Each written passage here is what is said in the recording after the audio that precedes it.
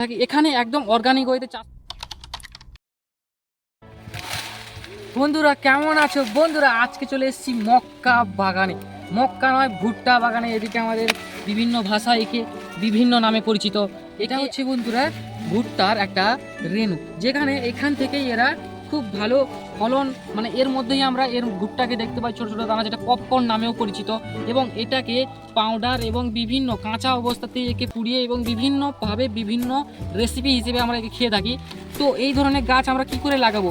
এই ধরনের গাছ আমরা আমরা নার্সারি থেকে বা বিভিন্ন সিডস দোকান থেকে আমরা বীজ কালেক্ট করব। বীজ কালেক্ট করার পর বীজ অঙ্কুরিত করব এবং মাটিতে পুঁতে দিলেই অসাধারণভাবে অনায়াসে গাছ করা যেতে পারে।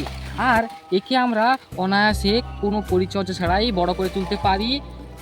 অনায়াসে গাছ করা যাবে আর প্রচুর ফলন পাওয়া যাবে। তো এই ধরনের ফলন পাওয়ার জন্য আমরা বিভিন্ন